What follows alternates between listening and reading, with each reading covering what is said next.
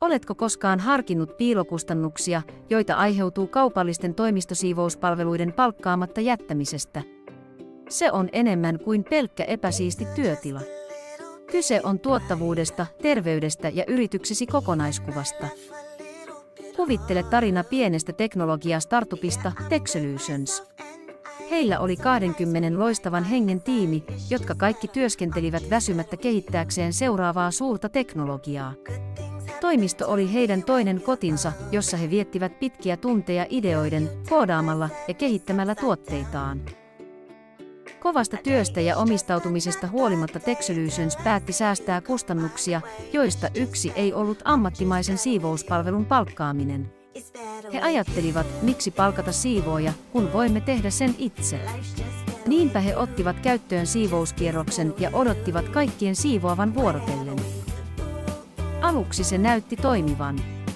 Toimisto oli suhteellisen puhdas ja he säästivät rahaa. Mutta pian halkeamia alkoi näkyä. Tiimi käytti arvokasta aikaa siivoamiseen sen sijaan, että olisi keskittynyt työhönsä. Tuottavuus alkoi laskea ja toimistosta tuli yhä vähemmän organisoitunut. Varsinainen herätys tuli, kun useat tiimin jäsenet sairastuivat epähygieenisten olosuhteiden vuoksi. Toimistosta tuli bakteerien ja bakteerien kasvualusta, jotka vaikuttivat työntekijöiden terveyteen.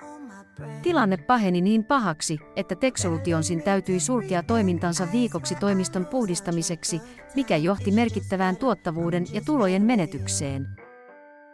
Lisäksi asiakkaiden ja mahdollisten sijoittajien vieraillessa epäjärjestynyt ja siivoamaton toimisto ei heijastunut hyvin yhtiöön.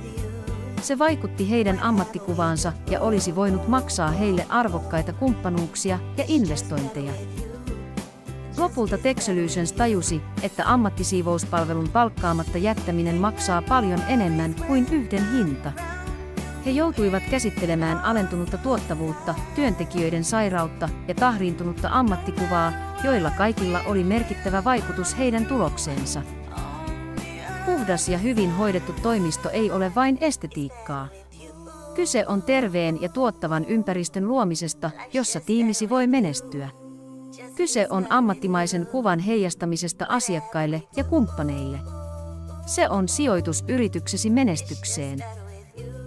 Älä siis tee samaa virhettä kuin Techsolutions. Harkitse piilokustannuksia. Sijoita kaupalliseen toimistosiivouspalveluun. Se ei ole kulu, se on investointi yrityksesi tulevaisuuteen. Varmista terve, tuottava ja ammattimainen ympäristö tiimillesi, asiakkaillesi ja kumppaneillesi. Muista, että yrityksesi menestys riippuu siitä,